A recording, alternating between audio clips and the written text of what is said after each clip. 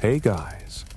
Tonight, we slip quietly into the smoke-swirled shadows of a Viking longhouse, where the chill creeps under every wool blanket, and the world wakes slowly, if it wakes at all. You're lying on a straw-filled mattress that crunches a little when you shift. It smells faintly of old sweat, hay, and something else that might once have been a turnip. Above you, wooden beams loom like tired shoulders, holding up a roof that leaks in 5 different places when it rains, which is often. Your fingers curl instinctively around the edge of a woven coverlet, rough but familiar, and you're not awake yet. But the fire is dying, and that's your problem, because tonight we're tracing the soft, slow, scratchy life of a Viking weaver. Not a warrior, not a sailor, not a shield maiden, no dragons, no swords, just thread, yarn. A lot of staring at wool and the soft click of a loom in the background. You probably won't survive this, from sheer boredom. But honestly, that's the point. So, before you get comfortable, take a moment to like the video and subscribe, but only if you genuinely enjoy what I do here. And hey, leave a comment with where you're watching from and what time it is right now. I love seeing the sleepy corners of the world gathering together. Now, dim the lights. Maybe turn on a fan for that soft background hum, and let's ease into tonight's journey together. Your day starts before the smoke lifts, long before the sun bothers with its half-hearted appearance over the fjord. You wake up cold because the fire's down to embers, and someone, probably you, forgot to pile enough peat the night before. The first sound is the creaking of the beams above, and the dull clunk of your joints reminding you that you're not 20 anymore. Not that 20 felt great either. You sit up, your blanket clinging with static and straw, and reach for the wool tunic you left near the hearth. It's stiff with yesterday's cold and faintly damp from the condensation dripping down the inner wall. A joy to put on, truly. You mutter a word or two, possibly in Old Norse, possibly just a grumble, and shove your feet into leather-wrapped shoes that never quite dried after that last walk to the stream. Outside, there's no sound yet. No clatter of hooves or children shrieking. Just the distant whisper of trees and the groan of ice shifting in the river. It's a quiet kind of magic that you don't really appreciate anymore, because you're too busy worrying about the thread count of your next commission. Inside, the longhouse smells like wood smoke, salted meat, and damp wool. You poke the hearth with a stick that used to be an axe handle, coaxing a faint orange glow to come back to life. There's no flint this morning. It's gone missing again. So you blow, softly, then less softly. Then, with the desperate huffing of someone who knows exactly how long it'll take to relight a fire from scratch if this fails. But it doesn't. It flares up, lazy and begrudging, and you grin at your small victory. Breakfast is the same as it was yesterday. A flat cake made from barley and ash, yes, ash, cooked directly on the stone hearth.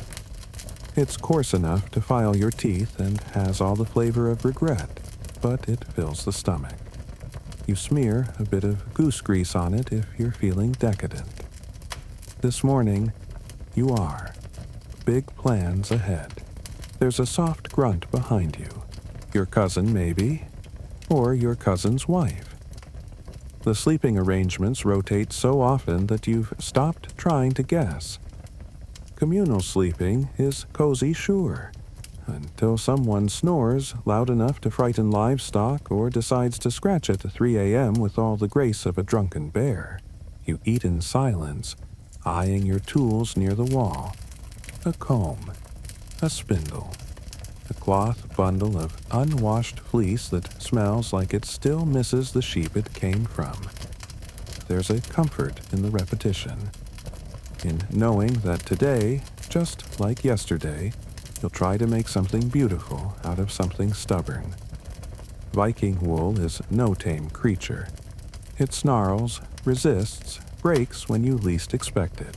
Outside, the sun rises reluctantly, slipping between clouds like it's not entirely convinced it wants to be part of this. You step into your day with a shrug, a squint, and a faint muttering about how nobody appreciates the early risers. But secretly, you like it this way. Quiet, predictable, threaded with smoke and mist. And there's a weird historical note here. Archaeologists still debate whether Viking Age women rose this early because of necessity or tradition. Some say the fire-keeping was sacred. Others argue it was just practical. Either way, you're the one poking cinders before breakfast. As you pull on your wool cloak, still damp, always damp, you glance across the settlement. Smoke rises from a few other rooftops. A chicken glares at you. Somewhere, a child wails and then abruptly stops, probably bribed with honey or fear. It's a typical morning. One of your neighbors waves from their porch, clutching a bucket and a bad mood. You nod back, chewing the last of your gritty ash bread, already thinking about lanolin, and whether today's batch of fleece is going to feel more like sheep or misery. Because being a Viking weaver isn't glamorous. It's not epic. It's not about longboats or conquest. It's about calloused hands, twitchy elbows, and a quiet kind of craftsmanship that hums just beneath the surface of this cold, smoky world. You chew the last bite of ash bread like it owes you money, but the goose grease helps. It always helps. It coats your tongue with a slick that lingers, but in a comforting way, like a hug from a greasy aunt you secretly like. The hearth pops behind you, catching its second wind. It's time to start. Today isn't special, which is exactly how you like it. The rhythm of weaving life doesn't bend for festivals or feasts. In fact, it prefers the forgettable days, the ones that blend together like soft gray wool. Your first real task? Checking the fleece you set to soak yesterday in a mix of water, wood ash, and whatever else smelled terrible enough to kill grease. That's lie. That's science. That's your life now. The wooden tub waits just outside the back door, covered with a slab to keep the goats from climbing in again. You lift it off, and instantly your nose rebels. If betrayal had a scent, it would be this. Warm lanolin and sharp alkaline slap your senses awake more efficiently than any sunrise. Still, you reach in. Your fingers squelch through the wool like it's some ghostly jellyfish. You've done this 1,000 times, but there's always that one moment where you think, maybe I should have become a potter. But it passes. It always does. You wring out a handful, careful not to pull too hard.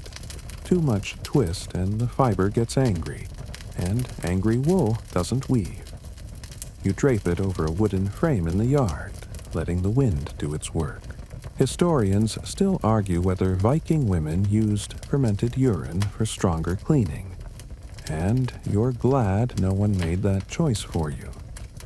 Though your neighbor swears it sets the dye better, you pretend not to hear when she brings it up. Again, inside, your tools wait like quiet friends. A wooden carder sits on the bench, its rows of metal teeth glinting slightly in the low light. You settle onto your stool, which sags a bit more each year, and begin. Carding is meditative. You drag wool across the boards in slow, steady motions, aligning fibers and muttering little phrases under your breath. Not curses exactly, more like rhythmic grumbling with a beat. A visitor watching might think it's all very rustic and peaceful. And it is, until your wrist starts to ache. Carding uses muscles that have no business being sore. Your thumb cramps, your shoulder burns. But the wool starts to puff and straighten, looking almost cheerful in the light. You catch yourself smiling at it. You're ridiculous, but that's part of it. Out the open door, a pair of geese scream at each other. You don't know what about. You assume it's personal. One of them has been stalking your dye pot lately, and you've developed a small feud that neither of you intends to lose. Carding done, you gather the neat little puffs of wool into a basket. They're lighter now, brighter, cleaner, almost cloud-like if you squint and forget the smell. You stretch and look around. The longhouse creaks again, as if agreeing that it's too early for this nonsense. But the sun is properly up now, slanting through the doorway and casting gold across the dirt floor. You'll spin in the doorway today. Best light you'll get. You settle with your spindle, a simple tool with a weight at the bottom and centuries of invention behind it.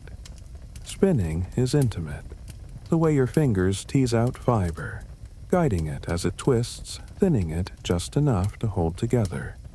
It's part science, part instinct, and mostly repetition. The kind of thing that burns itself into your hands over years. Your mother taught you. Her mother taught her. Nobody talks about it like it's holy. But it is. In the way fire is holy, in the way sleep is holy. The spindle hums between your fingers. A faint pull, a gentle tug. Then the thread forms, thin and firm, winding itself around your fingers like a tame vine. You've heard stories, probably just gossip, that some spinners would talk to their thread, tell it secrets, whisper hopes, maybe curses. You've never done that, not out loud. But there's something about the silence of spinning that makes you wonder if the wool listens anyway. From time to time, you glance at the path outside. No one's walking yet. The other women are late risers, or maybe smarter than you. But you like the quiet, even if it comes with a stiff back and goose-chased dye pots. The thread grows longer. You shift the spindle again. Repeat. Repeat. A perfect loop of action. Mainstream historians agree that spinning was central to Norse household economies, often done between chores or while walking. But they rarely mention how it eats time like a hungry ghost. Hours pass, and all you've made is a few feet of thread and 2 new back spasms. Still, it's beautiful. You hold up a finished length, admire the twist, the tension, the feel of it. A part of you shaped this.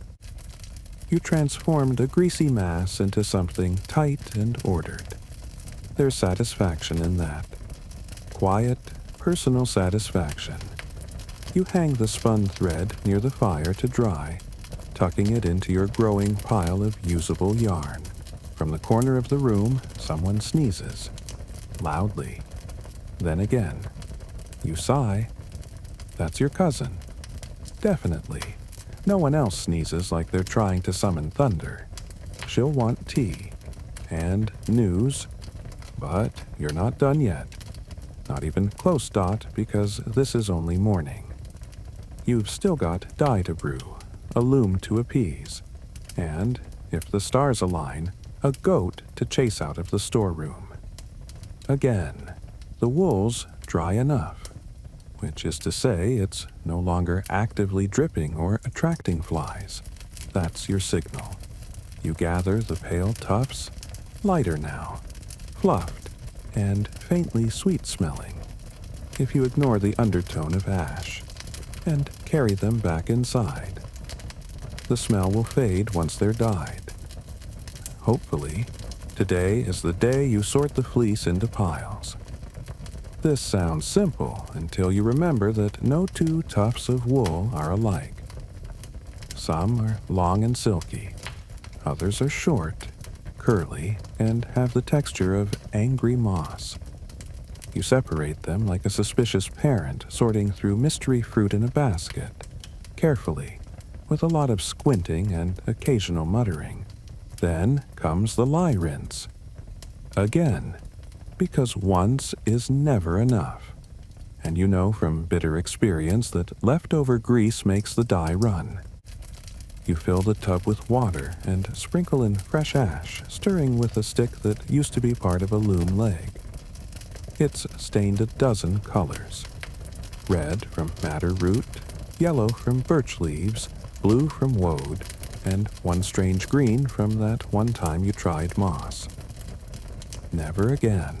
You dunk the wool in batches, swishing gently, humming a song your mother used to sing, something about trolls eating lazy children. It's oddly comforting. You squeeze out the water and drape the wool across the drying frame again. The wind catches it, making it flap like soggy ghosts. There's something quiet and ancient about this part. You're not just preparing cloth, you're preparing history. You imagine the distant future, where someone digs up a scrap of your work from a burial mound and argues over what color it used to be. Will they guess right? Probably not. The dye always fades weirdly. Historians still argue whether certain Viking textiles were truly vibrant or just dyed with whatever was nearby. You suspect the truth is both. Once rinsed, the wool goes into baskets lined with cloth. You carry them indoors, brushing past the doorframe where someone carved a protective rune decades ago. You've always meant to touch it for luck, but never do. That's how you are with the superstition. You believe just enough to never fully commit. The fire's stronger now, and you use it to warm your hands before you start carding again. This time, the wool is cleaner, smoother. It glides across the paddles with less resistance, though your arms are still sore. Carding is unforgiving. You flex your fingers, shake your wrists, and continue. Outside, someone shouts, then laughs. You peek through the doorway to see two boys wrestling near the pig pen. One of them slips. The other roars in triumph. You shake your head. Childhood here is loud, muddy, and full of bruises, but somehow that seems to work. Your neighbor arrives uninvited, as always. She carries a basket, a story, and no sense of when to leave. You card while she talks. It's the usual. So-and-so's daughter is probably cursed. Someone's cow gave sour milk. And there's a rumor the Jarl's son might marry a girl with webbed toes. You nod, say HM a lot, and keep your hands moving. It's easier that way. Midway through a particularly dramatic bit about eel soup gone wrong, your carding paddle slips and snags. The wool bunches. You curse quietly. The neighbor doesn't notice. She's now theorizing about dream omens involving ducks. You stop listening. Focus returns to the wool, always the wool. By midday, your baskets are full of prepped roving. It's a satisfying sight. Rows of cloud-soft, clean fibers, neatly curled and ready to become something useful. You stretch your arms and crack your neck. Then you prepare the next phase. Spinning. You take your best spindle. It's weighted with a bit of carved bone and smoothed by years of use, and begin. The fibers stretch in your fingers, twisting under your guidance. The thread forms thin and even. You smile. The sun slants through the roof beams. Dust motes drift like tiny spirits. The world narrows to the hum of the spindle and the tug of the thread. It's hard to explain why this part matters. Maybe because it's delicate. Maybe because it feels like control in a world that's anything but. You take wild wool and shape it into a line, a path, something straight and strong. Your grandmother used to say that spinners held time in their hands, that each thread was a measure of someone's life. You used to think that was poetic nonsense. Now, you're not so sure, Dot. Your cousin sneezes again. You jump. The spindle wobbles. You mutter something ancient and unkind. Then you fix the twist, reattach the fiber, and keep going. This is how it is. Always interruptions, always spinning anyway. There's a quirky tradition you remember from childhood. Some old women would bury bad spindles under the hearth to keep the spirits of misspun thread from haunting the loom. You've never done it, but you know someone who swears by it. Their weaving still looks like a tangle of regrets, so maybe it doesn't help. As the sun climbs higher, your fingers grow slick with sweat. The thread tightens. The rhythm settles. A strange peace takes over, broken only when the basket of roving is finally empty. Dot. You stand, stretch, and glance around. Your longhouse smells like effort, like wool and fire, and the sharp bite of lye. It's home, it's work, it's both. You gather your spun thread and hang it near the hearth again, letting the warmth dry it fully. Then you eye the loom in the corner. It waits, silently, patiently, like a challenge left for tomorrow. Dot, but not yet. First, you need a break, and maybe, just maybe, a second helping of goose grease bread. The stool creaks beneath you again. It's the kind of creak that suggests it may very well collapse tomorrow, or next week, or mid-sentence while you're explaining the finer points of wool twist to an uninterested cousin. But for now, it holds. You shift slightly and reach for your carders once more. This time, though, your wrists protest outright. The ache is sharper today. You've done too much, too quickly. Again. You flex your fingers slowly, rotating each wrist like a wheel on a broken cart. Still usable, but just barely. You pause and glance outside, where the midday sun casts long, dusty shafts across the yard. You could stop. You should stop, but there's fleece left to prepare and the loom is watching. Dot. Instead of carding, you let your hands rest on your knees and lean back for a moment. There's a spot on the ceiling you've stared at for years, a knot in the wood that looks uncannily like a sleepy duck. Today, it looks like it's judging you. The moment doesn't last. The door creaks open, and your neighbor's youngest pokes his head in. His hair is a mess, his hands are suspiciously sticky, and he's holding a wooden spoon. You don't ask. He vanishes as quickly as he appeared, probably on a mission involving soup and disaster. You exhale and turn your attention back to the basket of washed wool. No more carding. Not now. Instead, you take up your hand spindle and start spinning again, but slower this time. Gentler. The fibers glide between your fingers, turning into thread almost lazily. Historians still argue whether Viking women wove in shifts, whether communities shared the work or labored individually. You've lived the answer. Everyone helps until they don't. Then it's your job. Again, You work until the pile of roving dwindles. Your thread basket fills. And then, when your fingers begin to twitch from repetition, you set the spindle down and rise to stretch. It's time to face the loom. It stands in the corner like a guardian. A warp-weighted beast made of aged timber, polished smooth by years of touch. Its threads hang like the strings of some forgotten harp.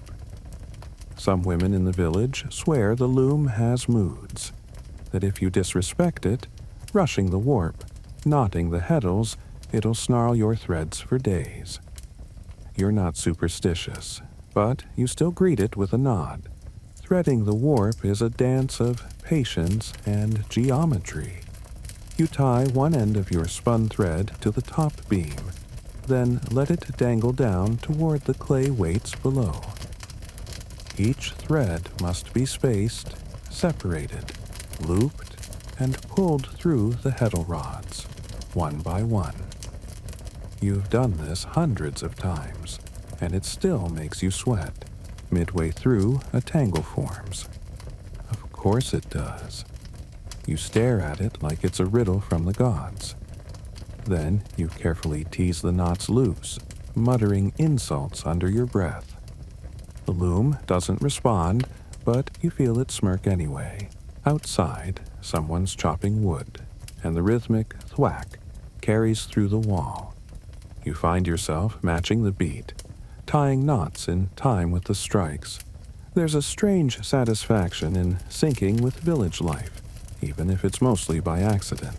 Your cousin reappears, this time with a bowl of something steaming and gray. She calls it stew. You accept it gratefully. It's warm, and it doesn't taste like poison, so it counts as a meal. You eat sitting cross-legged on the floor, eyeing the loom while chewing carefully around an unidentified chunk that might once have been a root. After eating, you return to the warp. It's tedious, it's necessary, and it fills the hours. The kind of work that pulls your thoughts inward, past the aches, past the chores, into the quiet rhythm of doing. There's peace in that. Not joy, exactly, but something close. You remember a story your mother told you about a woman who wove so perfectly that the gods took her to Valhalla just to mend Odin's socks. It's not a particularly noble tale, but in the right mood, it sounds like a promotion. When the warp is finally threaded, you sit back and exhale. Your back cracks in protest. Your knees remind you that you are not eternal, but the hard part is done. The loom is dressed. Tomorrow you can begin the weft. The rest of the day is quieter. You clean your tools, tuck the carders back in their cloth wrap, and wipe the spindle with oil. They are more than tools. They're companions, silent, uncomplaining, but not entirely unfeeling. As dusk creeps in, you light a tallow candle and sit again by the hearth. The fire is lower now, its light flickering soft amber across the walls. You mend a tear in your cousin's sleeve. It's nothing serious, just a fray along the seam. You sew with even, practiced stitches, your hands moving on their own dot, and then, like always, your mind drifts. To that time, you tried to dye wool with crushed berries and ended up with something that smelled like old pie. Or the week you accidentally wove a cloak inside out and pretended it was intentional design. Or the time you found a clump of moss in your warp and blamed it on elves. You still kind of believe it, Dot. Outside Kama, the geese are finally silent. The sky turns purple-blue. Another day's labor, measured in thread and ache, comes to a soft, frayed close. You yawn, stretch, and tuck the last of the tools beneath the bench. Tomorrow, the weaving begins. But for now, your bed calls. And maybe, if you're lucky, you'll dream of a world where wool never tangles.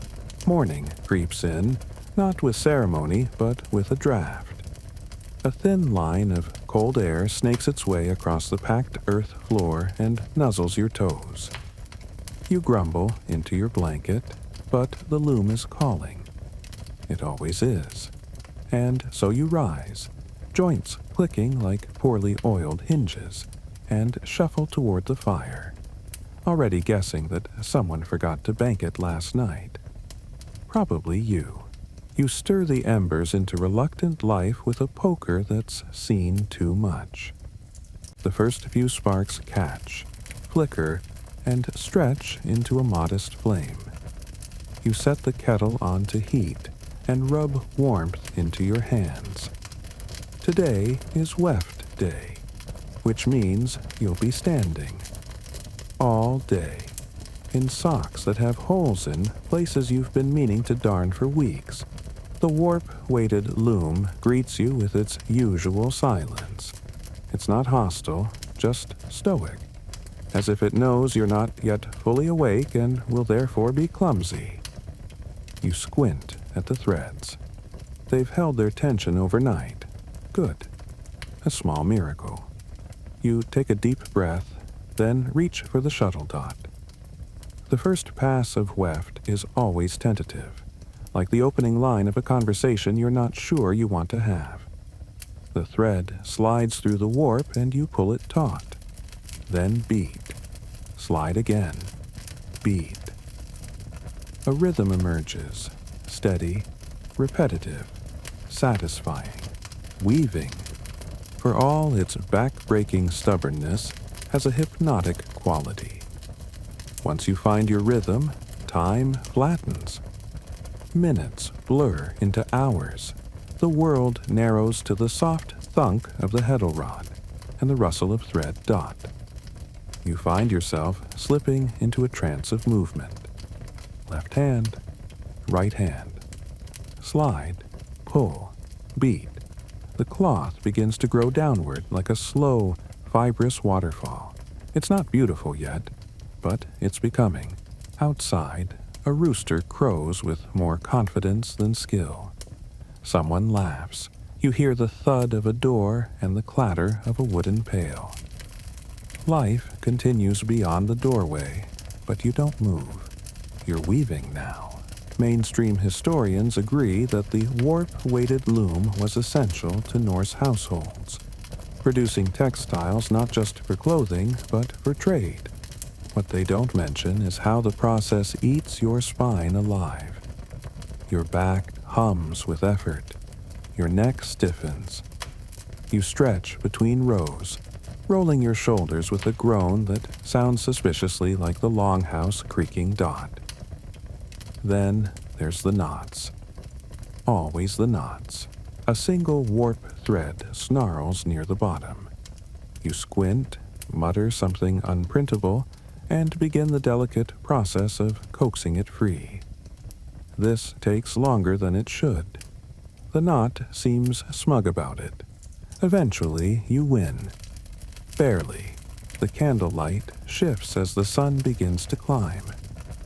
You step back from the loom and sip weak tea made from dried birch leaves. It tastes like leaf water with hints of disappointment. But it's warm. That's enough. You sit down for a moment to rest your knees. On the bench beside you is your bundle of extra thread, hand-spun, uneven but strong. It smells faintly of smoke and the herbs you tucked into it for luck. You pluck a strand between your fingers, testing the twist. Still good. You remember a story from your weaving group? Yes, there's a weaving group, though no one calls it that out loud.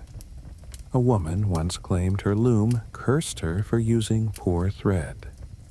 Said she dreamed of threads wrapping around her ankles at night, dragging her into unfinished cloth. No one took her seriously, but you did recheck your weft that week. Outside, the day warms. Children shriek in the distance. A goat bleats in distress, probably stuck in something it shouldn't be. Again, you're only mildly concerned, Dot. Back at the loom, the cloth grows, slowly, softly. A pattern begins to emerge, just simple stripes this time, alternating dark and light gray. You tell yourself it's minimalist. Practical. Definitely not, because you ran out of madder root for red dye. You pause occasionally to stretch, to glance out the door, to sip more bad tea, but mostly you weave. And the cloth, though uneven in places, begins to resemble a tunic back piece. You hope it will fit your cousin. Not because you're generous, because she won't shut up if it doesn't. Historians still debate how intricate Viking textiles could get. Some say they wove complex tapestries with symbolic patterns. Others argue that most weaving was purely functional. Looking at your own work, you suspect both are true.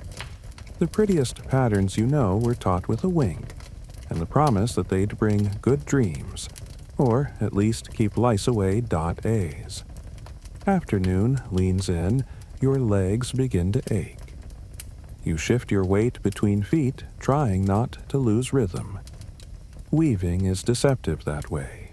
Still arms, frantic knees.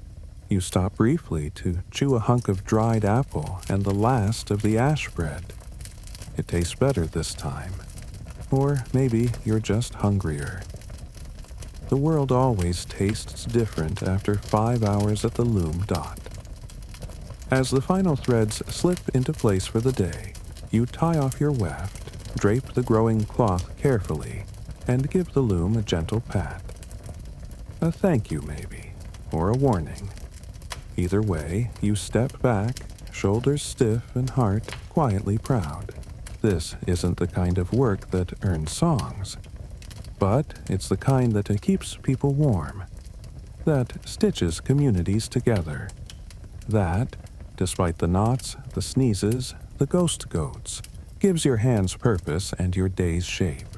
You clean up the loose threads, sweep the floor, and stretch again. The light is fading. Tomorrow, you'll continue the pattern. But for now, you rest. And if the loom creaks once as you walk away, you tell yourself it's just the wood settling. Not thanks, not a warning, just a sound. Probably, the morning air tastes like iron. You don't know why exactly. Maybe it's the weather. Maybe it's the dampness curling off the fjord. Maybe it's the loom plotting revenge again. Either way, you swallow hard and glance toward your door. Today, you'll die. Dying is the most chaotic part of your work, an alchemical blend of guesswork, superstition, and open fire. If carding is the quiet hum of habit, and weaving is structure, then dyeing is a gamble with color and flame. The recipe changes every time. Not because it should, but because that's what happens when your ingredients depend on last week's weather and whatever moss the goats didn't eat. You gather your dyeing supplies, one cracked iron pot with a dent the size of your thumb, a bundle of dried plant matter, a scoop of stale urine, you try not to think about it, and your best guess at proportions. Some say you should chant while mixing. You don't chant. You mutter. There's a difference. Today, you're aiming for ochre yellow. You've got birch leaves, old onion skins, and a handful of mystery petals your cousin swears are from that one yellow thing. You dump them all in the pot with water and a dash of vinegar, then place it over the fire outside. The pot hisses, bubbles, fumes rise. You immediately regret not standing farther away. You hang your wool skeins nearby, watching the color mixture start to darken. The smell is challenging, like wet bark mixed with something faintly rotting. It reminds you of childhood for reasons you'd rather not investigate. Historians still argue whether Viking dyes were bright by design or simply by accident. Some burial finds show vibrant hues. Others are more like mud but make it fashion. You suspect a lot depended on how brave or reckless the dyer felt that morning. Dot, you stir the pot slowly. Some say clockwise keeps evil spirits away. You stir counterclockwise. You're not rebellious, just left-handed. The color deepens. It's a good sign. You dunk a test thread and hold it up. Not bad. Mustard, perhaps. Not quite sunbeam. Acceptable. You dunk the rest of the skeins, using a stick to swish them around like noodles you don't want to eat. Dot steam rolls upward, carrying the smell of victory, or onion skins depending on who you ask. You sit back on your heels, eyes watering slightly, and sip tea through a grimace. The village passes around you. A woman with a bundle of fish nods. 2 boys run by with their shirts half-tucked and wild grins. Someone yells about firewood. Normal. No one comments on your pot of bubbling pigment or your vaguely suspicious facial expression. That's comforting. You fish out the wool, squeeze it gently, and drape it across a wooden pole to dry. It drips yellow trails like a sun-wounded waterfall. The color might fade by next winter. It might also stain your cousin's neck permanently. Time will tell. As the wool dries, you clean the pot, scrubbing it with sand and the corner of your tunic. You'll pretend it was already stained. You hang it back on its hook, turn to check the skeins again, and feel a strange sort of pride. Dot. This part, the color making, it always feels personal, like leaving your mood in the fabric. No 2 batches come out quite the same. Sometimes they sing, sometimes they sulk. Today's feels somewhere in between. There's an old tale told by your grandmother. The dye gone wrong was a sign the gods were displeased with your song the night before. Which is funny, because you didn't sing last night. You did, however, insult your spindle. Maybe. That counts Dot back inside. You arrange the dyed wool in your basket. It smells faintly of smoke and vinegar, but it looks lovely, warm and rich. A rare win. You open the chest under your bench and pull out older skeins. One dyed with woad, blue as a bruised sky. Another in faded red from crushed madder root. A strange brown from that unfortunate mushroom experiment. Together, they look like a strange sunset or a misremembered flag dot. You match the colors in your mind to the garment you're weaving. A simple tunic. Vertical stripes, yellow, gray, pale blue, not for glory, just for warmth. Outside, someone knocks. It's the neighbor again. She wants to know if you've seen her goat. You haven't. You never have. The goat is a myth, a cryptid. It exists only to cause chaos. Dot. You return to your loom. The dyed thread isn't quite dry, but you're impatient. You begin adding it to the weft anyway, feeling a thrill as the color builds across the cloth. A golden band stretches between the grays like sunlight through smoke. It's beautiful.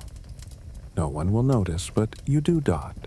You weave until your back protests. Then keep going. Anyway, Dot mainstream scholars note how Viking women balanced functional textiles with decorative flair.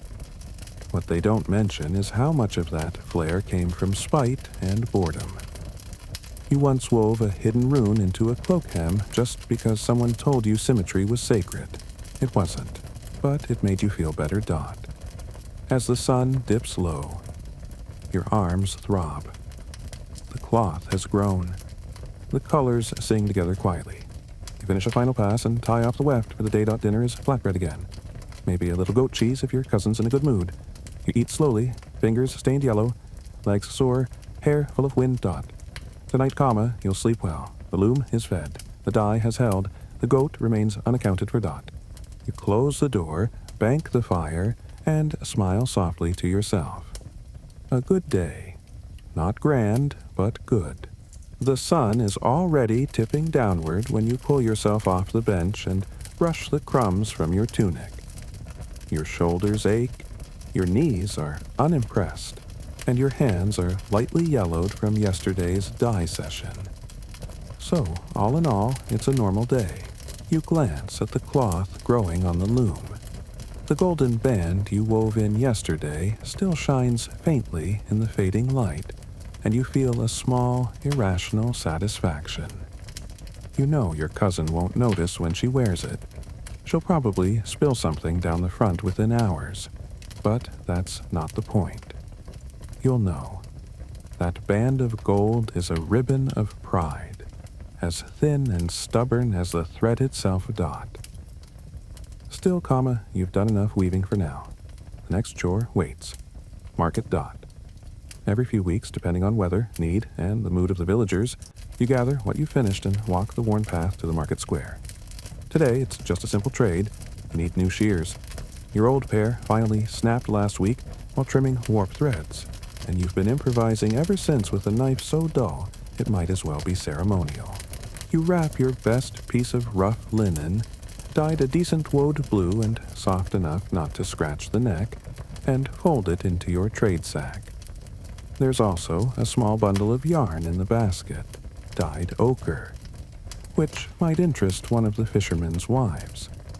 She's got a new baby, and babies always need wrapping cloths and gossip. You step outside, adjust your wool shawl, and begin walking. The path to the market isn't long, but it's uneven. Roots trip you. Puddles tease your shoes.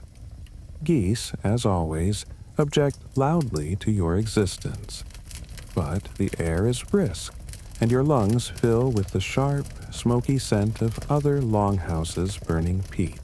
By the time you reach the village center, it's alive with that particular blend of barter and bickering. A man is trying to trade half a smoked fish for a carved spoon. Someone's shouting about spoiled turnips. Children run in uncoordinated packs. You hug your basket closer and wade into the fray. You find the ironmonger where he usually lurks, near the hut with the crooked chimney. He's chewing something that might be jerky, might be bark. You greet him with a nod. He grunts back. It's polite in its way. "I need shears," you say. "Trade or coin?" he asks. "Linen," you reply, and offer the folded cloth. He takes it, runs his thumb along the weave, grunts again. "Good twist," he mutters. "That's about the highest compliment you can expect, He hands you a pair of iron shears. They're ugly, solid, and heavy in the palm, but they'll cut. That's all that matters. You also spot a woman selling beeswax and dried herbs. You trade 2 lengths of yellow-dyed yarn for a small bundle of lavender, which you'll tuck into your wool chest to keep the moths humble. You make your way through the stalls slowly, scanning for anything useful. Most things aren't. At one point, someone tries to sell you a carved amulet blessed by a forest spirit. You politely decline. You've already got 3 of those in a drawer somewhere, all supposedly from different spirits, none of which have improved your wool output in the slightest. Historians still debate whether Viking markets were structured events or chaotic free-for-alls. You're living evidence. It's both. There's some sort of rhythm to the madness, but it's hidden beneath layers of mud, noise, and wildly fluctuating turnip prices. Before leaving, you stop by the well and splash cold water on your face. The sky's growing pale. Market days are draining, not from the walking, but from the people. Too many stories, too many questions. Everyone always wants to know what you're weaving and whether it's for someone they know. You usually lie and say it's for trade. Keeps things simpler.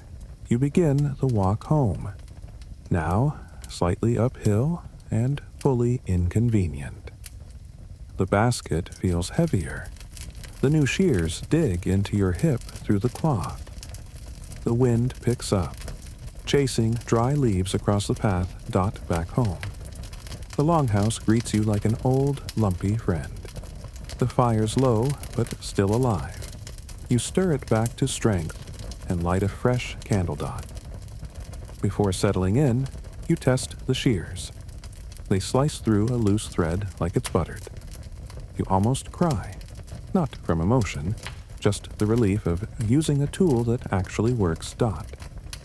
You wrap the new purchases carefully, tuck them into your tool chest, and glance at the growing cloth on the loom. The yellow band waits for its neighbor. You'll continue the pattern tomorrow. Dinner is simple. Smoked fish, a heel of bread, and a thick smear of goat cheese. You eat while watching the fire flicker, its light dancing across the wool skeins hanging from the ceiling beams. The smoke from the hearth coils upward, carrying the faint scent of lavender and old ash. You think back to the market, of all the noise and all the eyes, and you feel a quiet satisfaction that your day is done. No one bothered you too much. No one tried to marry you off. And, most importantly, you now have a functioning pair of shears. You curl up near the hearth, the woven blanket scratchy but warm, and let your breath settle into its nighttime rhythm. Outside, the wind hums across the roof. Inside, the silence wraps around you like a shawl. At morning returns like a sheep nudging your shoulder, persistent, slightly damp, and unimpressed that you ever thought you'd sleep past dawn. You stretch under the blanket, yawn with theatrical flair, though no one is watching, and immediately feel the ache in your shoulders whisper, "You wove too long yesterday, genius." You dress slowly, your tunic creased from being slept in, and your feet protest as they slide into leather shoes that are perpetually either too stiff or too loose. Never just right. You tie your shawl tight and glance toward the loom. The yellow band you wove still shines in the half-light. You nod to it like an old friend, then head outside. Today is Dye Madness Day. Again. Because you may have shears now, but you don't have red. And red's important. For cloaks, for barter, for impressing that one distant cousin who thinks everything should be color-coordinated. The fire pit outside has cooled, but the iron pot waits like a cauldron from a storybook. You refill it from the well and gather your ingredients. Crushed madder root for red, a bit of alum as mordant, and just enough vinegar to make the neighbors wrinkle their noses. You add the madder root and stir the mixture gently. The smell is earthy, sour, and a little like wet bread that's been left to think too hard about itself. It's not pleasant, but it means you're doing it right. The pot simmers. Steam rises in gentle coils, carrying the first promise of color. You take the pre-soaked wool, already softened and mordanted from the night before, and lower it in slowly like you're baptizing it in weird soup. The water darkens almost immediately. You sit back on your heels, watching. This part is more art than science. The shade you get depends on everything: the plant, the water, the pot, your mood, the angle of the sun, and possibly which foot you stepped out of bed with. You stir with care, muttering softly.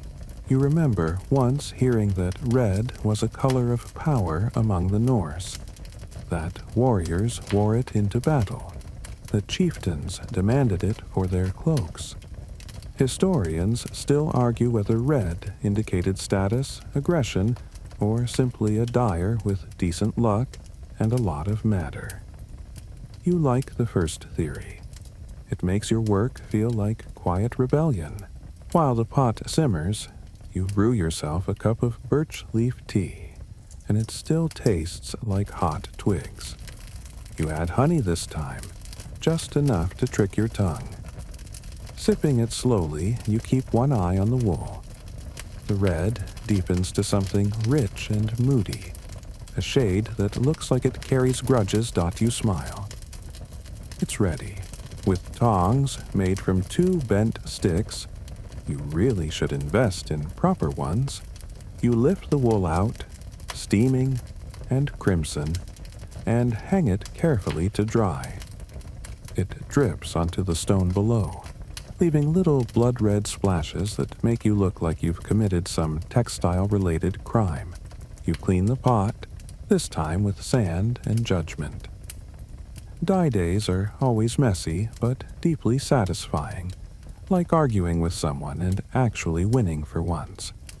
You tuck the red wool inside the longhouse, laying it near the fire to finish drying Dot. The house smells like smoke and damp wool. You don't even notice anymore. You spend the next hour organizing your skeins by shade. Blue from last month, yellow from yesterday, red from today, a few soft browns and grays, a single green that you don't talk about, too much nettle, not enough charm. The colors are never consistent. No 2 batches are the same. Even using the same plants, the results shift depending on mood, weather, and luck, but that's what makes it beautiful. Each skein is a moment in time, one you coaxed into being with boiling water and blind hope. Midday comes, and you pause for lunch. Dried fish wrapped in flatbread with a slice of something that might be pickled turnip. It's hard to tell. It crunches, but not in a reassuring way. Still, you eat it. Afterward, with the sun high and your tea fully cooled, you return to the loom. The red skein is dry enough. You wind it into a ball, gently testing the tension. It holds. You smile again. A thin, sharp stripe of red will be added to the tunic's hem, a little flourish, just enough to make someone raise an eyebrow. As you weave, you think about the future wearer. You picture your cousin strutting into a feast, blissfully unaware that the entire lower hem is just a passive-aggressive exercise in your color creativity. She'll love it. Probably Dot. The shuttle slides back and forth. The loom creaks softly. The cloth grows. Outside, wind rattles the roof thatch. Somewhere, a chicken squawks with indignation. Children laugh. You keep weaving. Dot. By evening, the stripe is finished.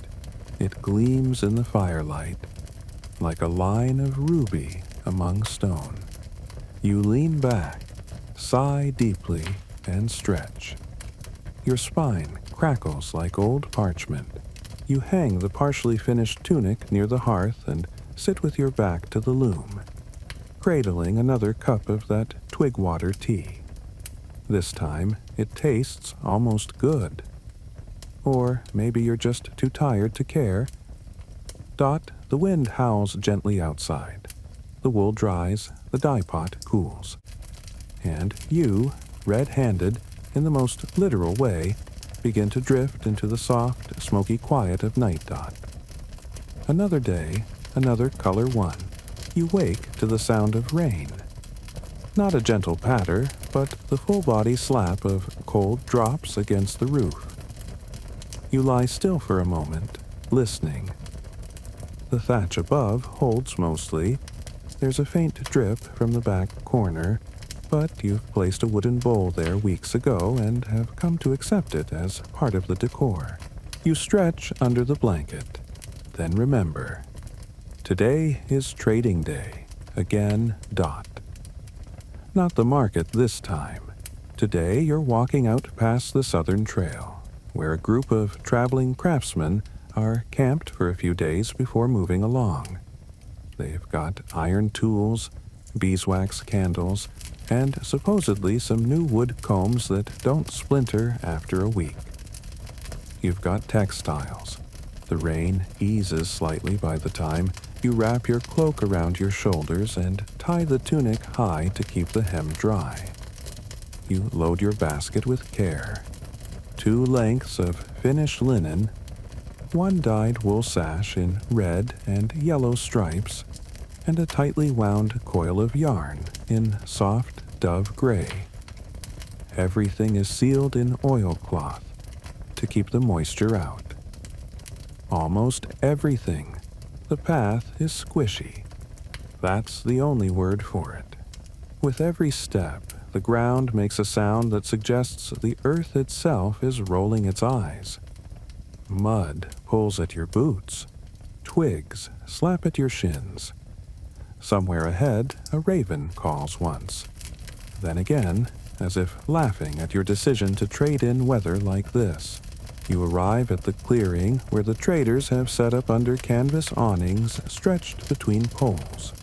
Smoke curls from a fire pit where a kettle steams ominously. One man hammers a blade, another roasts something unidentifiable. You nod politely. Not that you find the one who sells tools, Einar maybe, or Holler. You can't remember. He's got the tired look of someone who hasn't slept since spring. You greet him with the universal language of trade, a tight-lipped smile and a pointed glance at your basket. He lifts a new pair of shears. Not quite as heavy as your last ones. Better balance. You offer the red and yellow sash. He eyes it, rubs it between 2 fingers, grunts with approval. Dot. But he's not done. Throw in some thread, he says. Dot. You raise an eyebrow. Soft gray one. My wife likes that color. You sigh and hand it over. It's fine. You have more. And the shears are worth it. You make the trade, then linger for a moment beside the fire, warming your fingers and your pride. Historians still debate how often Viking women bartered directly for tools and goods. Some say only men dealt in metalwork. Others argue that skilled craftswomen held their own, especially those who could spin, dye, and weave without making a complete mess of it. You've found that being quietly competent tends to get results, regardless of gender. Before leaving, you spot something unusual. A comb carved from bone, but with a loop of thread tied through the handle. You ask about it. Spindle charm, the trader says. Old tradition. Keeps the thread from breaking. You nod slowly. You don't believe in charms, but you buy it anyway. Just in case, the walk home is worse. The rain returns with dramatic flair. Your cloak is soaked within minutes. You slip once, nearly drop your basket, and mutter some things that are technically not curses, but would still make your grandmother wince. By the time you reach the longhouse, you're dripping, freezing, and thrilled to be off your feet. You strip near the fire, hang your clothes to steam, and lay the new shears on the bench like a treasure. Which, frankly, they are. You make tea. Birch, of course. You add 2 drops of honey this time. No one's watching. You've earned it. The rest of the afternoon is slow. You resort your yarns. Mend a hem on a pair of trousers that belong to someone you barely remember owing a favor to. You test the new shears. Clean, precise, and so sharp they make you nervous. You pull out the unfinished tunic and examine the hemline. The red stripe still gleams. You add a few more rows, carefully, reverently, while the storm drums against the roof like some bored god tapping their fingers. You remember your mother once saying that storms were good for weaving, that the sound of rain made the thread less likely to tangle. You're not sure that's true, but you believe it every time. As evening falls, you set the loom aside. Your arms are sore, but the cloth looks strong. You hold it up to the firelight. The weave is tight, the colors bold. You smile despite yourself. Dinner is lentil mash and a single boiled egg. Your cousin joins you, damp from her own errands, and immediately begins complaining about her boots. You nod, sip your tea, and add exactly one uninterested Before sleep, you tie the new spindle charm to your loom. It swings gently, catching the firelight. You don't say anything, but you think it. Don't break the thread tomorrow. Please. Outside, the rain slackens. The wind still howls. Inside, everything smells of wool, wood smoke, and wet shoes. And you're tired in the best possible way. Worn from work, not worry. Full of warmth, if not full of food. The loom waits for morning. The storm passes in the night, leaving behind a soaked world and a sky that's forgotten how to be blue. The sun is somewhere up there, you're sure, but the clouds are doing a great job pretending it never existed. Still, there's weaving to do. You rise with a groan that surprises even you. Your legs ache from yesterday's muddy expedition. Your arms are sore from hauling wool, and your shoulders feel like someone left rocks wedged between the bones. You don't complain, though. You just mutter darkly into your shawl, wrap it tighter, and throw some stale bread near the fire to warm. The loom is exactly where you left it, upright, unbothered, judgmental. You give the new spindle charm a skeptical look. It sways gently, completely unaware of the pressure now resting on its tiny, carved face. You begin to weave. It's a slow start. The thread feels slightly damp still. You curse under your breath, not because you forgot to dry it properly, but because the thread knows you forgot and is using that knowledge against you. It tangles on the third pass, then the fifth. Then it just gives up entirely and slips from the shuttle with a flourish that feels almost personal. You set everything down and walk a slow, deliberate circle around the loom, as if preparing for a dual. You start again. This time it behaves. Mostly. The cloth grows. Today, you're finishing the bottom hem of the tunic. It's the part that no one really sees, unless someone's crawling, dancing, or collapsing from too much mead. Still, you care. You always care. You weave the rows slowly, checking each line for consistency. The door creaks open. It's your neighbor again, this time holding a basket and an air of practiced panic. "We've got guests," she says. You blink. "Who?" "Travelers from the east. Stopped in on their way to the coast. They're eating everything. You might want to hide your bread." You sigh. The weaving will have to wait. Guests mean activity. Guests mean chores. Guests mean pretending you're friendlier than you are. You wrap the tunic in progress in linen and stash it on the top shelf where curious hands can't reach. Then you help sweep. Then you help stew. Then you help explain that no, that curtain is not for sleeping under. And yes, you do need to wash before sitting near the hearth. The travelers are loud, half frozen, and suspiciously interested in your yarn, Dot. One of them, tall, broad-shouldered, with hands like shovels, points at your basket of dyed skeins and asks, "Yours?" You nod, Dot. He whistles low. "Good dye. Matter?" You nod again. He gestures to the red thread. "Trade?" You hesitate. You worked hard for that color, but he offers a bundle of dried saltfish in return, and the coast catch is better than anything your river could dream up. You agree. It's a good trade.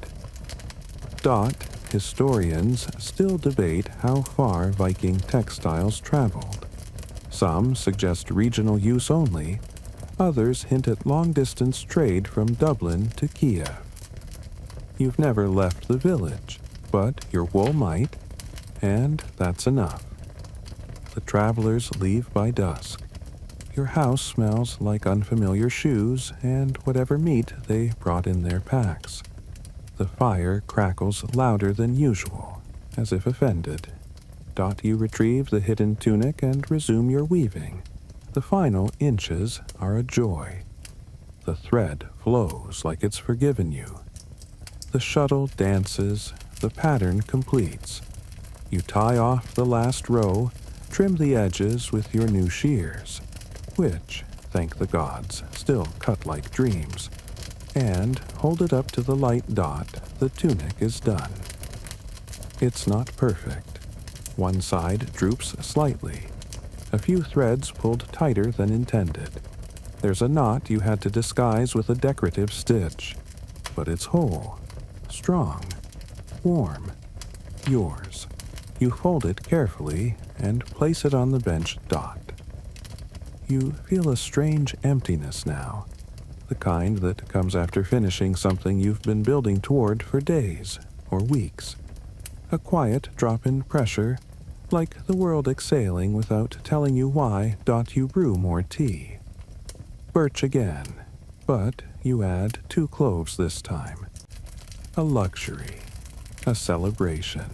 You sit by the fire, sipping slowly, watching the glow dance across your fingertips. Outside, the village settles into the hush that only comes after guests leave. Tired relief, slight irritation, a faint hope that they won't come back soon. Dot, your cousin enters, sees the tunic and lights up. "For me?" You nod, Dot. She squeals, grabs it, holds it up. "Is that red?" she says.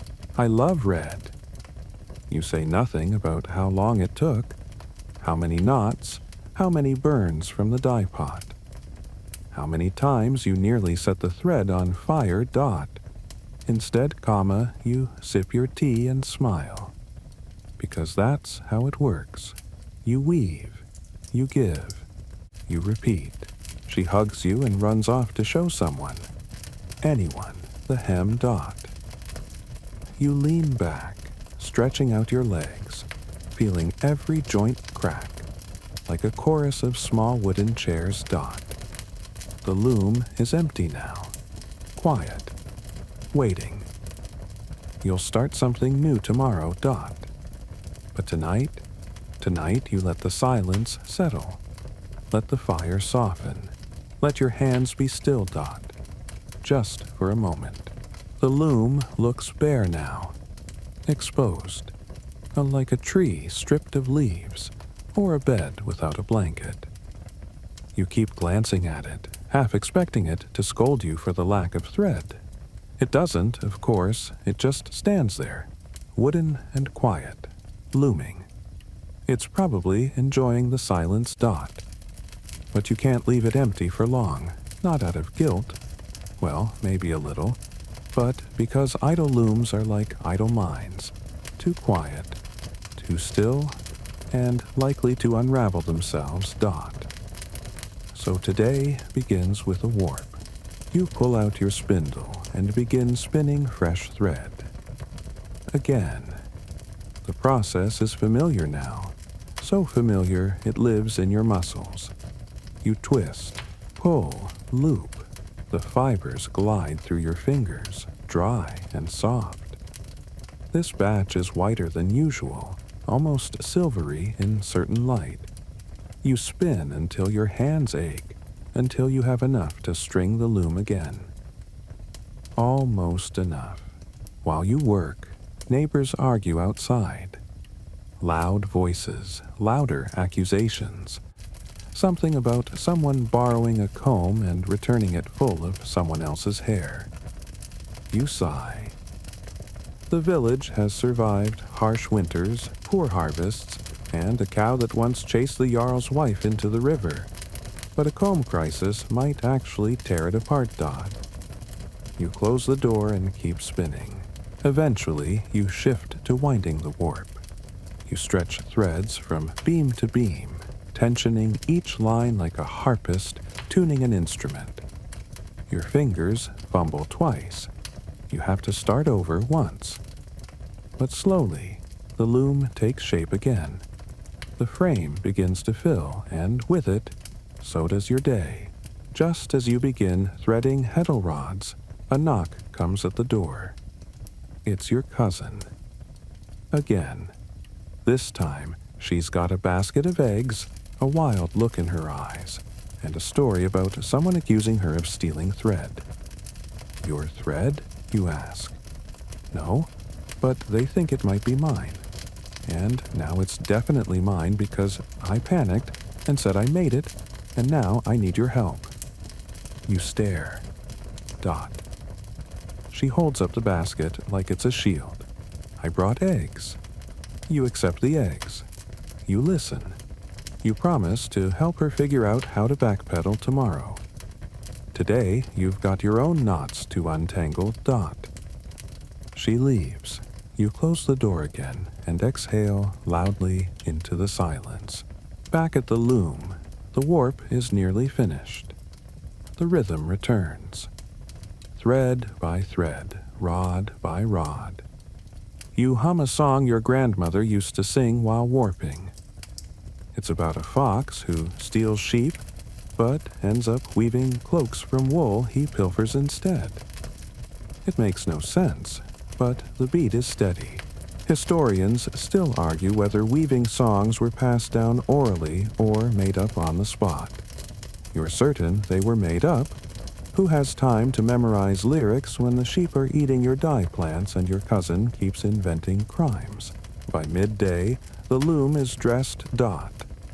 You take a break, drink tea, birch again, because that's just who you are now, and nibble a heel of bread with some pickled cabbage.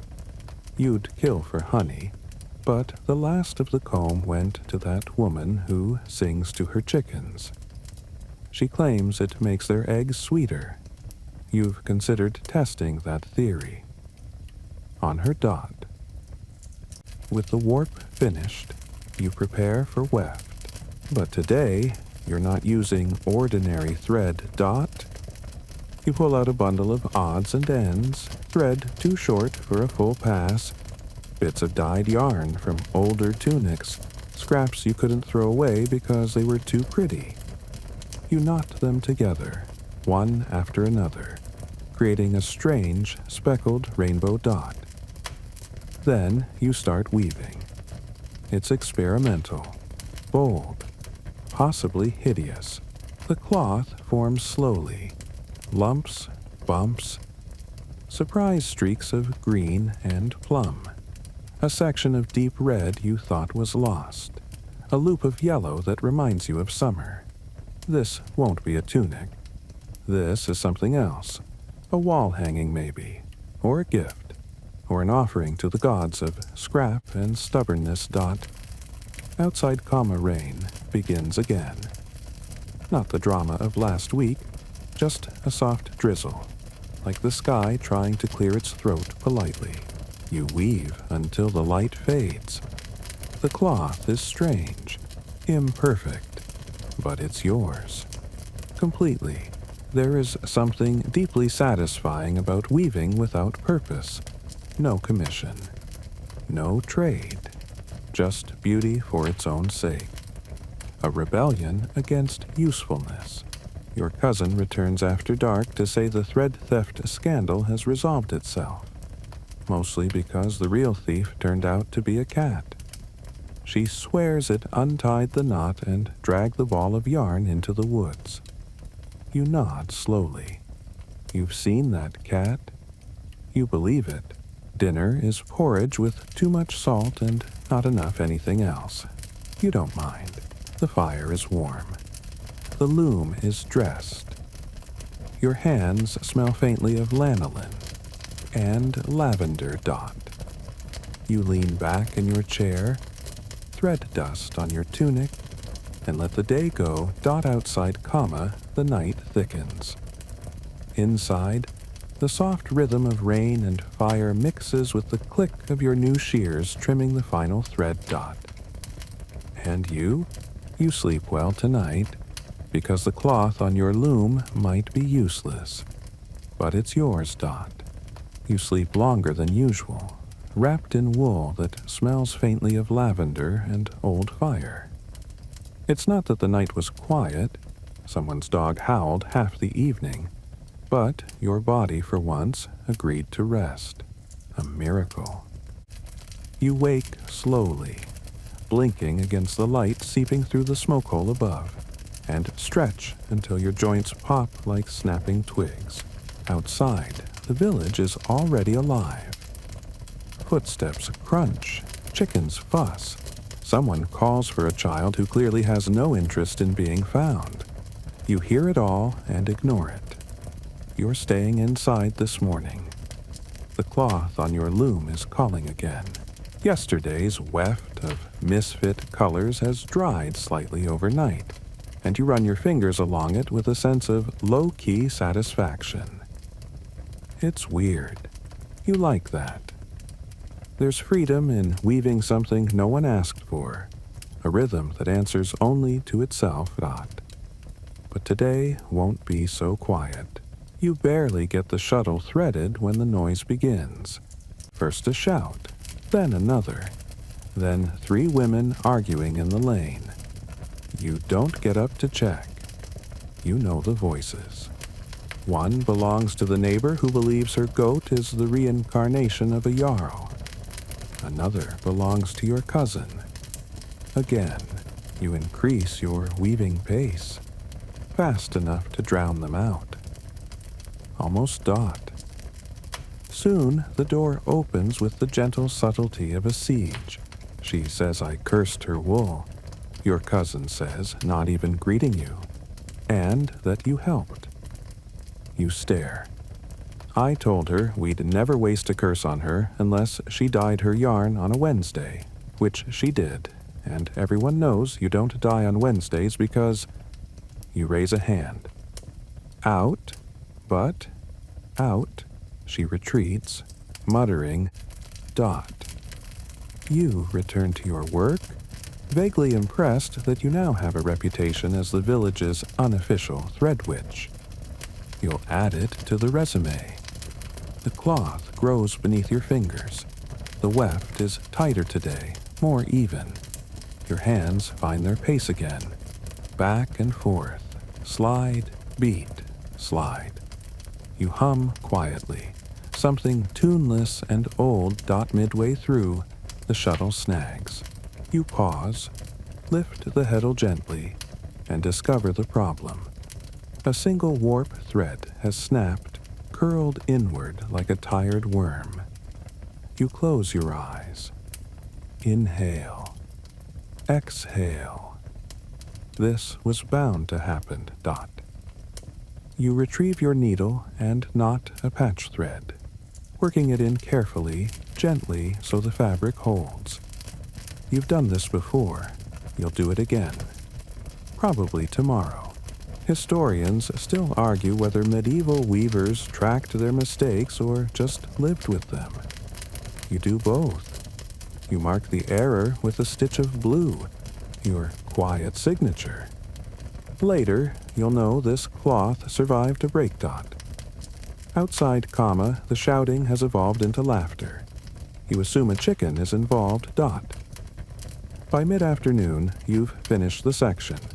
You tie off the edges and let the loom rest. But the day isn't done. The weaving group, yes, the unofficial one, is meeting at the longhouse down by the stream. It's not formal, no announcements, no rules. Just a group of women pretending to share dye recipes while subtly judging each other's tension and color choices. You gather your bundle of dyed thread, just a few skeins, and wrap your shawl tight. The air is cool today, the kind that smells of wet grass and distant snow. The meeting is already underway when you arrive. Someone is boiling dye in a copper pot that looks like it might disintegrate if you make eye contact too hard. Another is carding wool while gossiping loudly about a recent dream involving a talking squirrel. You settle near the fire and pull out your spindle, pretending to listen. Talk drifts between topics. Whose fleece is too coarse? Who keeps stealing the good sheep? Which family secretly switched to flax and won't admit it? You nod, smile politely, and keep spinning. Eventually, someone gestures toward your skeins. Is that onion skin yellow? You nod.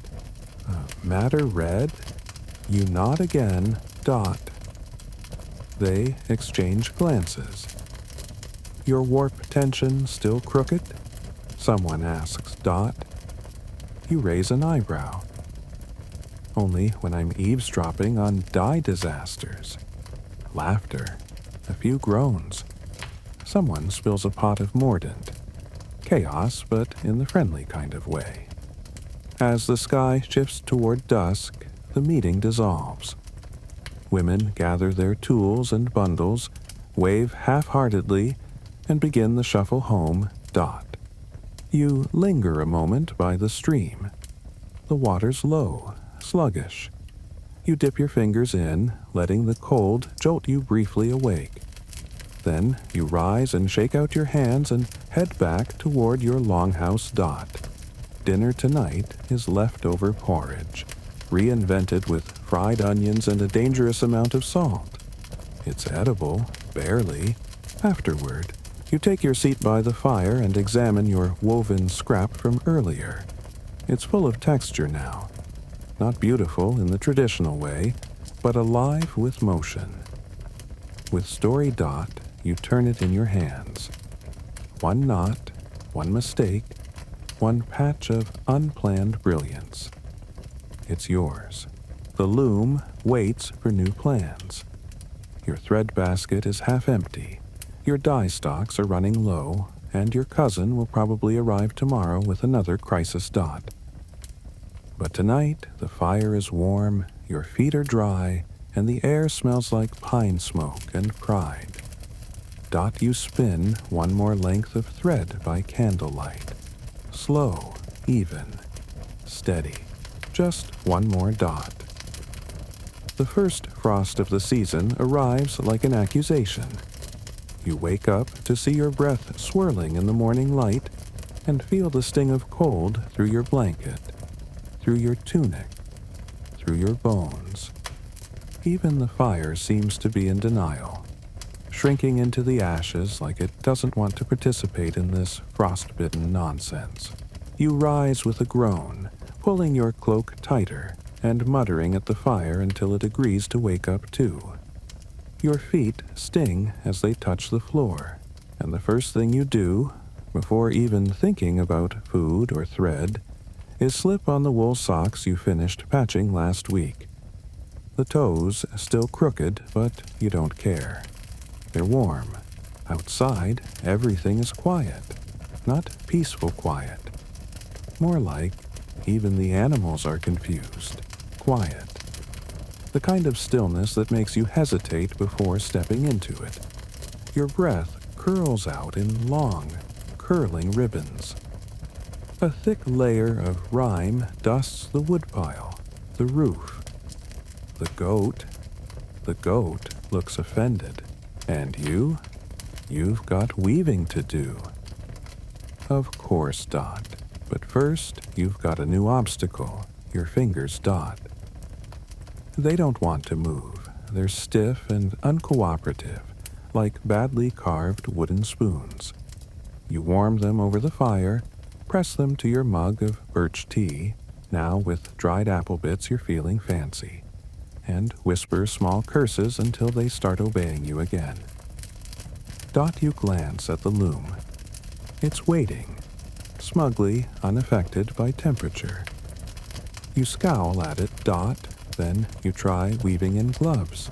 You last exactly 3 passes before realizing the gloves make it feel like you're trying to braid hair with oven mitts. Off they come. You grit your teeth and let your numb fingers press forward. Dot, slide, comma, beat. Slide, beat. The rhythm returns, but so does the cold. Each motion stings.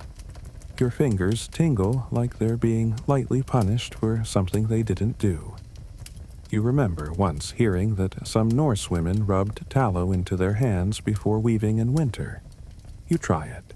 Your hands feel greasy and still cold. So, no. Thank you, Dot. Outside, comma, smoke rises from other rooftops. Your neighbors are just as frozen as you, though you bet at least 2 of them are pretending they aren't. Inside, your breath fogs the air each time you exhale. Dot. And yet, the cloth grows Dot. Historians still argue whether Viking homes were insulated with moss, wool, or just pure stubbornness. Yours uses all 3, mostly stubbornness. By midday, your arms ache. Your fingers are pink. And the stripe you've been working on finally meets the edge of the tunic front. You tie it off carefully and hold it up. The colors are uneven, the tension imperfect, but it's warm. It will hold Dot. You drape it near the fire and shuffle to the kitchen shelf for lunch. A scrap of cheese, a chunk of rye bread that could legally qualify as a weapon, and the last of the pickled carrot slices. Gourmet. Midway through chewing, your cousin bursts in. Do you have thread? I need thread. Emergency mending. You raise an eyebrow. Emergency? Yes, she says, dead serious. I've been invited to a feast. You stare. And? You ask. And I cannot go with a sleeve unraveling like an abandoned tent flap. Have you no pride? You hand her a spool of gray thread, motioning to take the bread with her. She does, without thanks. Without shame, Dot. After she leaves, you roll your eyes so hard your forehead creaks. You return to the loom. It's time to prepare a new piece. Not another tunic this time. No, this will be a cloak. A full winter cloak. You've been putting it off. No one asked for it. But you know, cold is only going to get worse. And if you wait until you need it, your hands won't cooperate enough to finish it. You measure out the warp lines carefully, choosing thicker thread this time. You'll keep the pattern simple. Wide horizontal bands of dark brown and pale gray, like storm clouds above snow. You hum while you work, stopping now and then to warm your hands. It's not efficient, but it's sustainable. And right now, that's the only standard you're trying to meet, Dot. By evening, the warp is strung and you've begun the first few weft rows. The fabric is coarse and heavy already. Exactly what you want. Dinner is simple. Broth with too many onions and not enough broth. You eat it slowly while staring into the fire.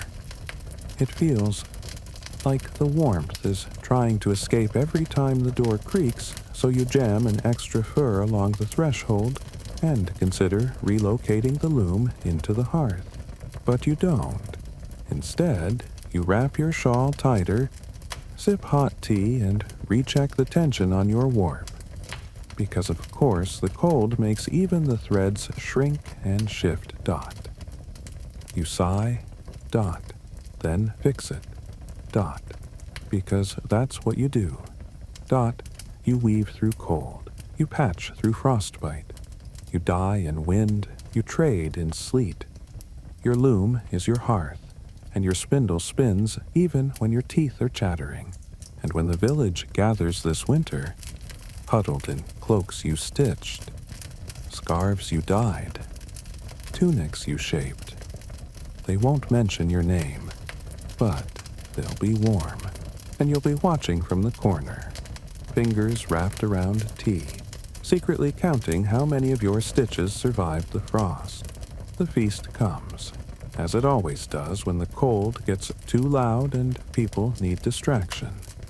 A celebration of nothing in particular, just the survival of another month without freezing, starving, or strangling your neighbor.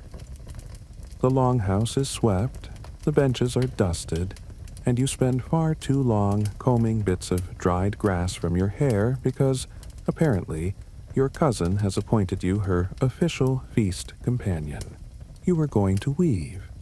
You were going to card more fleece. But instead, you are coaxed into wearing your second-best tunic, the one with the slightly uneven neckline and the good sleeve stitching, and carrying a covered dish that contains something loosely defined as stew. The hall is loud, warm, and smoky. Bodies press close together. Mead flows like gossip, and both are in short supply by night's end. You find a corner near the fire and settle in, feet tucked beneath you, hands wrapped around a mug that was probably clean last week. Across the hall, your cousin is proudly modeling the tunic you made. She's added beads to the hem without asking, and is now claiming she helped dye the red stripe. You raise an eyebrow, but say nothing. What's the point?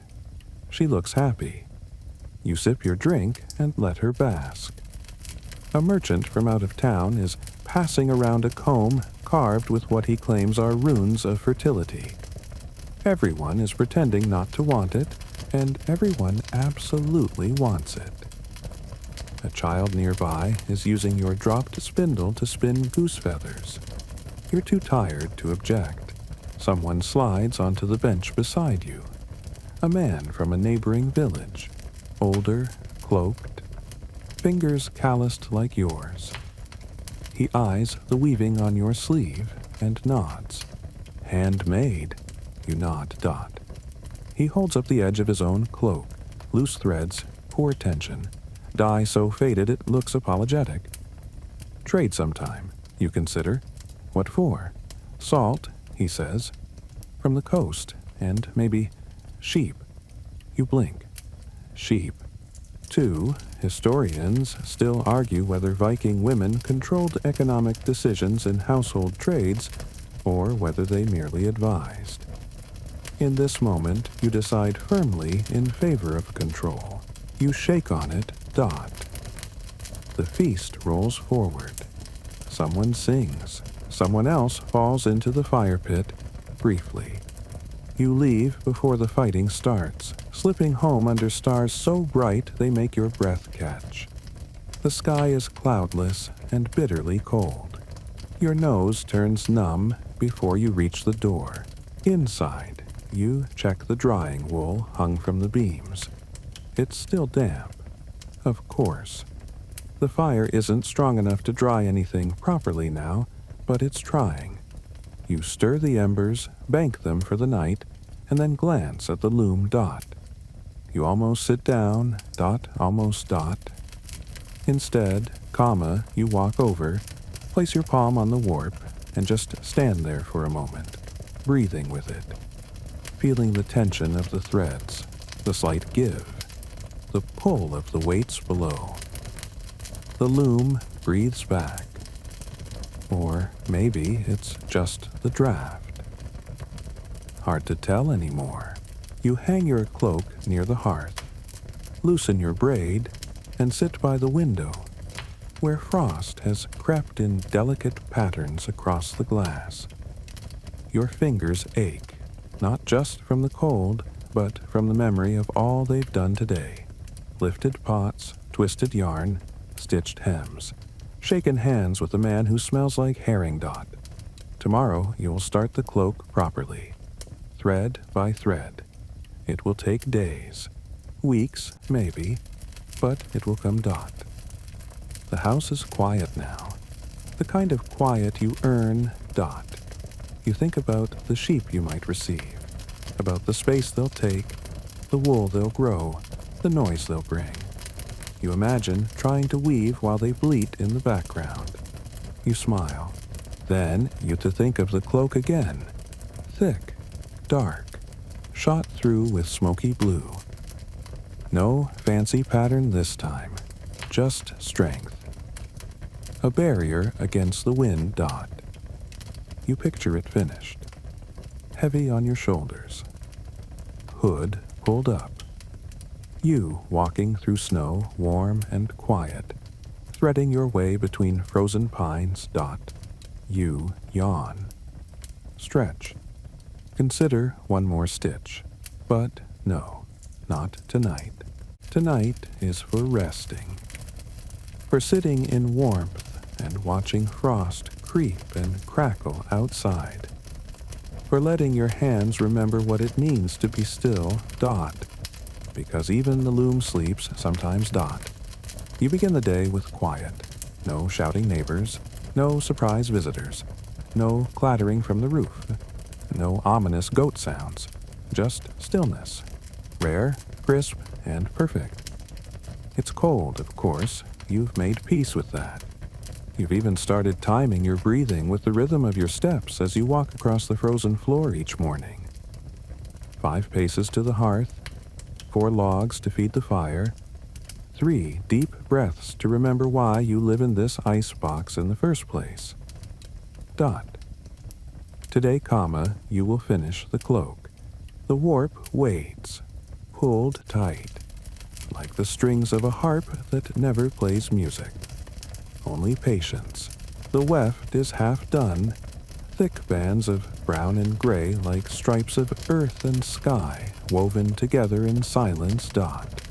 You roll up your sleeves, which barely deserve the name anymore, frayed, mended, patched with thread you dyed 3 winters ago, and you get to work dot slide. Beat, slide, beat. You fall into rhythm quickly. Your body knows this by now, even if your joints complain. Your fingers sting with cold at first, but they warm with movement. You no longer mutter under your breath, you hum instead. Just a low, wordless tune. You don't even realize you're doing it dot. Halfway through the hem, your shuttle catches. You pause. It's a knot. You sigh. Of course it's a knot. You consider ignoring it, then roll your eyes and fix it properly. That's just who you are. One of your neighbor's favorite insults is she finishes her knots, said with equal parts awe and disbelief. You work for hours dot. The house grows warmer with the fire and the movement, and you begin to shed layers. The cloak grows longer, heavier, more real. Each pass of thread pulls the thing closer to its final shape. Something useful, something good. You pause only once, mid-row, to eat a dried apple slice and half a hunk of cheese that has more personality than flavor. You chew slowly, watching the threads twitch in the draft as if impatient to be completed dot. When the last row is done, you don't stand immediately dot. You stare at the finished cloth. It's not beautiful. It's better than that. It's solid, substantial. You run your hand across the surface, rough, thick, honest. It will keep someone warm, maybe you. Maybe someone else dot you, unhook it from the loom carefully, lifting each thread with reverence like easing a child from sleep. The fabric falls into your arms, heavy and soft. You lay it flat across the bench, trim the loose ends, and finger the edge. It's done, Dot. And with that, the loom is empty again, but only for a moment. Already, your mind tickles with ideas. Maybe a belt next, or a scarf for that neighbor who always trades too much salt, or a cushion cover for your sore back, something small. Something you can finish before the snow settles in for good.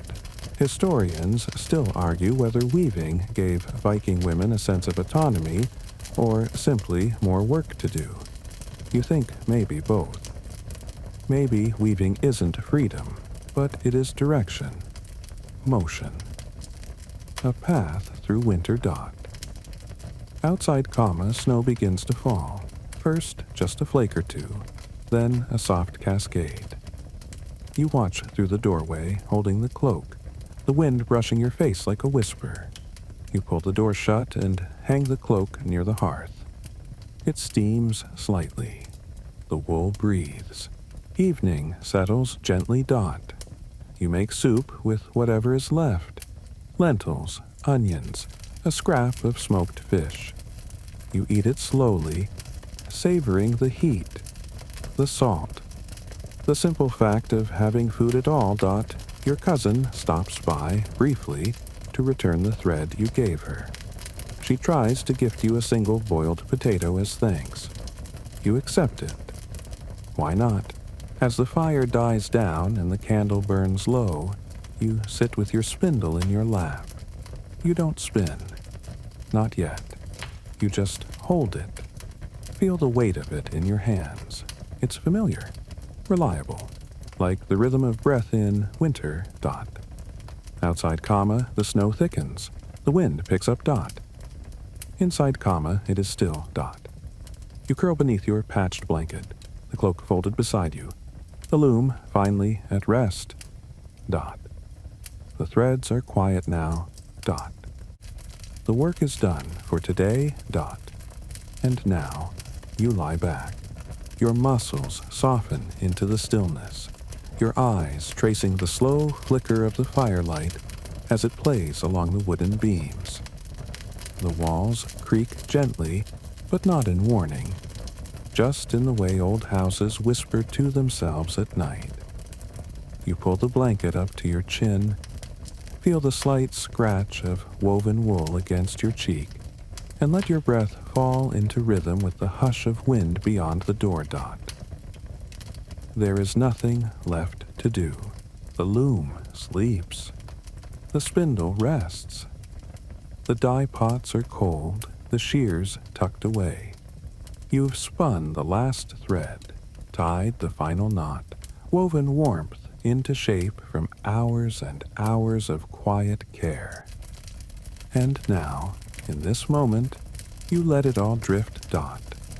Let the aches in your hands be distant memories. Let the colors in your mind blur into soft patterns. Let the hum of your own heartbeat become the last rhythm of the day. Outside, the snow continues to fall. Soft, endless, comforting. Dot. Inside, you sleep. Dot.